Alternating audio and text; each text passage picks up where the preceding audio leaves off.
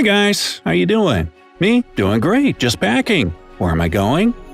Glad you asked. I'm setting off on a journey toward the nearest black hole. Yep, risky and brave, that's me. But don't worry, I'll keep you in the know by live streaming my entire adventure. So make yourself comfortable and come travel through space with me. Okay, so let me introduce my spaceship. The name of this super fast beauty is the Invincible, and people won't create anything of the kind for the next several decades. The thing is that space distances are seriously long. That's why traveling there would take way more time than you'd like to spend on the road. For example, Voyager 1, a space probe launched in 1977, was traveling out of the solar system at the speed of 40,000 miles per hour. If my spacecraft moved at the same speed, it would take me a whole 77,000 years to get to the nearest star. I mean, really? It would also take me more than 1 billion years to cross the Milky Way galaxy. But luckily, the Invincible is much faster than that. Also, I almost forgot to introduce my companion. Sorry, Liam. You see, Liam is a robot with AI. You know, artificial intelligence. That's why I have high hopes for him. I'll have someone to talk to during the flight, and he can help me if things get really tough. And now, let the journey begin. Here we go. 3, 2, 1, blast off! Wow, the Earth is growing smaller and smaller by the second. It seems like no time has passed, but our spacecraft is already 200 miles above the surface of our planet. Since it's daytime, I can clearly see the Great Lakes shining in the sun. And oh boy, I've just spotted something moving to the left of my ship. Could it be? Yes, it's the International Space Station. Did you know that the station is the most expensive single object in the world? No wonder, with a price tag of $100 billion. This money would buy you 250 Boeing 747s or 2 Louvres with all the paintings and artwork inside. For my spacecraft, the ISS looks pretty big, but I shouldn't be surprised, since the length of the station is over 350 feet, which is more than the length of a football field. But I don't have time to linger, a black hole is calling for me. Now I'm about 1,300 miles over the surface of the planet, and I start to spot satellites here and there. I've read that among satellites, there are low and high flyers. And while the lowest flying ones move approximately 1,250 miles away from Earth, which is the length of 4.5 Grand Canyons, the highest reach 22,000 miles into space, which almost equals the Earth's circumference, measuring about 25,000 miles. By the way, few people know that satellites travel at a blinding speed, from 7,000 to 18,000 miles per hour. Also, the higher a satellite is, the slower it moves, relatively speaking. For example, the Weather Tracking GOES system of satellites orbits the Earth once a day at a distance of 22,000 miles above your head, and reaches a maximum speed of 7,000 miles per hour. Well, the satellites are being left behind, and my spacecraft has already taken Liam and me toward the Moon, about 240,000 miles away from Earth. That's the same distance you would go if you went around our planet 10 times in a row. From here, Earth looks like a small bright blue ball hanging in the middle of nowhere. And you know what else? From my spacecraft, I can clearly see that the Moon isn't a perfect sphere. It's shaped more like like an egg. Wow. Anyway, bye-bye Moon, we're headed somewhere even further. I see Mars, Jupiter, Saturn, and Neptune passing by in all their glory. And look, there's Pluto, who used to be a planet but was later demoted. From here, Earth looks like a small star that's getting fainter and fainter as I'm moving further away. But wait, what's that? Some object is approaching me at a high speed. Could it be Tesla? Whew! That was close. The thing just avoided a collision at the last moment, and everything happened too fast to see it clearly.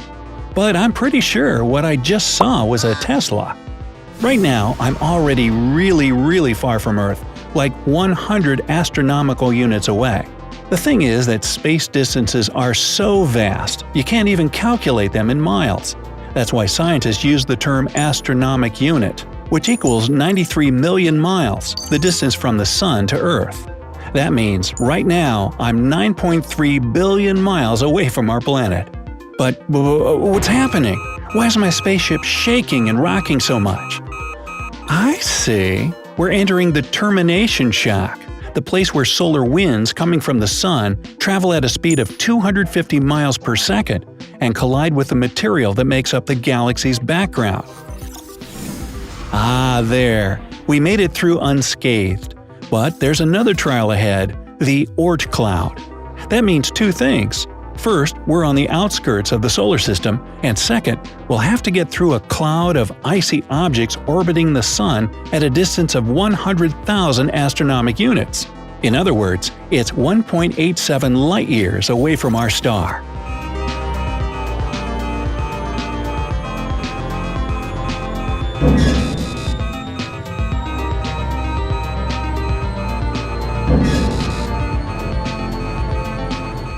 Whew! It must be my lucky day, since we got through the Oort cloud with just a couple of scratches on the spacecraft's skin. And voila! We're heading out of the solar system just 1/10 of a light-year later. By the way, if you were trying to reach this point by car, the trip would take you more than 19 million years.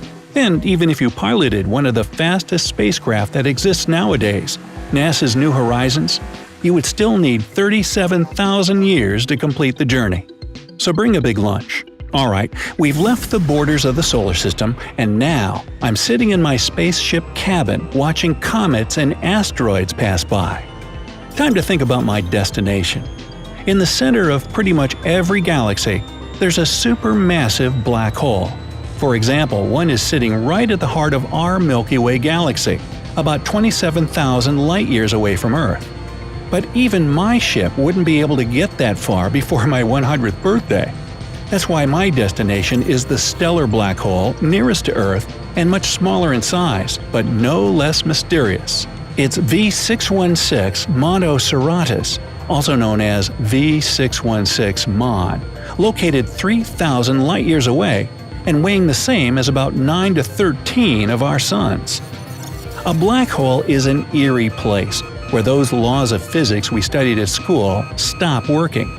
If a massive star runs out of its star fuel, it becomes super dense and buckles under its own weight, collapsing inward and bringing space-time along. As a result, the gravitational field of this new thing gets so strong that nothing can escape it, not even light. Right now, we're approaching the black hole, and very soon I'll send Liam to explore it from the inside. I won't go further than the horizon, also known as the point of no return, and you can probably guess why, right? Once an object crosses this invisible line, it can't turn back, even if it changed its mind. Anyway, Liam says he's ready to start his journey. There he goes, bravely plunging toward the black hole while I'm recording everything that's happening to him. He's accelerating. It looks like he's contorting and stretching, as if I'm looking through a huge magnifying glass. Interestingly, the closer to the horizon he is, the more slowly he seems to move. He's trying to send me encoded light messages like we agreed to in advance, but the light waves stretch to redder and lower frequencies. I'm okay. I'm okay. What's happening? Liam just froze, as if a gigantic finger has pressed a pause button, and now some force is stretching him thinner and thinner. Ah, I've read about this phenomenon. It's the infamous spaghettification, which happens in a super strong non-homogeneous gravitational field. The black hole's gravity force is stronger at his feet than at his head. That's why he's getting stretched out like a piece of spaghetti. Also, the sensors inform me that Liam is getting hotter and hotter, and then nothing. He just disappeared, and I can't see him anymore. But since I did my research before the trip, I know that Liam is in the state of free fall now, and feels no more stretching, scalding radiation, or gravity. Unfortunately, the connection is lost, and he can't tell me anything about the inside of the black hole. This is a moment I didn't think through well enough. Anyway, I hope you're okay out there, my friend, and I think I'll head home to get ready for my next space trip. What about you? Do you think I should go all the way and explore this black hole myself next time? Well, let me know down in the comments. If you learned something new today, then give this video a like and share it with a friend. But hey, Don't go getting spaghettified just yet. You need some sauce. We have over 2,000 cool videos for you to check out here. All you have to do is pick the left or right video, click on it, and enjoy. Stay on the bright side of life.